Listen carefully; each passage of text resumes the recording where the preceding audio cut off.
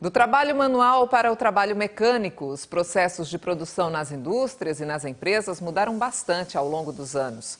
A revolução da produção em série é o assunto de história de hoje do Projeto Educação.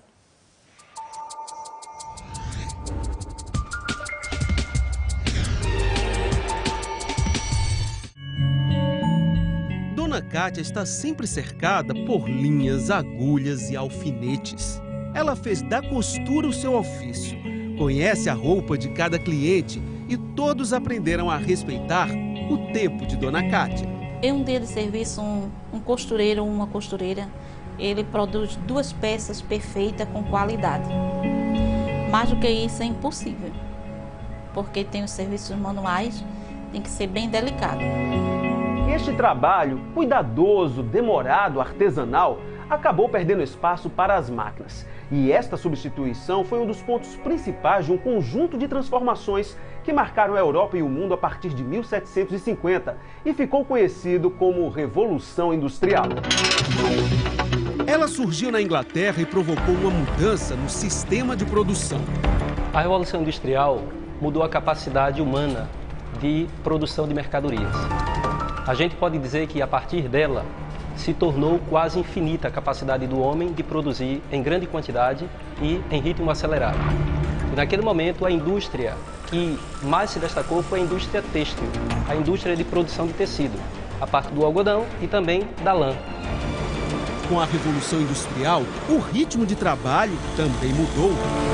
Um dos elementos que contribuíram bastante para que a Revolução Industrial fosse possível foi a liberação de uma grande quantidade de mão de obra barata para a indústria.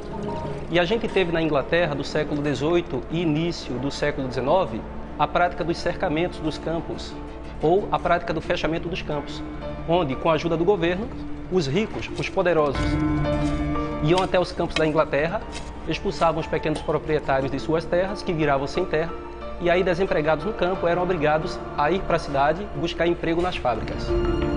Qual foi a mudança no ritmo de trabalho? É que no campo ele estava muito acostumado ao trabalho que era imposto pelas estações do ano, pelo ciclo das culturas. Mas na fábrica eles tinham que trabalhar dentro de um regime muito rígido. Havia, digamos assim, até códigos de conduta e multas se o trabalhador se desligasse num determinado momento do que estivesse fazendo. Muitos empresários chegaram a ter preferência de empregar em suas fábricas a mulher e a criança, porque recebiam menos e eram, digamos assim, uma mão de obra muito dócil. Então, em muitos casos, o homem chegou a ficar em casa. Mas havia também aquela situação do salário ser tão baixo que o homem levava também a esposa e os filhos para o trabalho na fábrica para a complementação da renda. E engana-se quem pensa que depois de 263 anos, a Revolução Industrial terminou.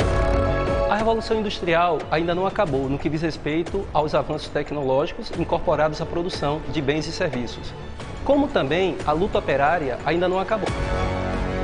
Direitos básicos que a sociedade fazia questão de não querer enxergá-los, agora são obrigados em função da luta trabalhista. E atenção, estudantes, toda semana haverá aula de reforço de uma disciplina no nosso portal g1.com.br/PE. O professor que participa do Projeto Educação aqui no Bom Dia Pernambuco vai tirar dúvidas dos internautas ao vivo. Hoje a aula é de Biologia com Fernando Beltrão. Começa às 5h30 da tarde. Uma ótima oportunidade para você enviar suas perguntas e responder questões que podem cair no Enem ou em vestibulares.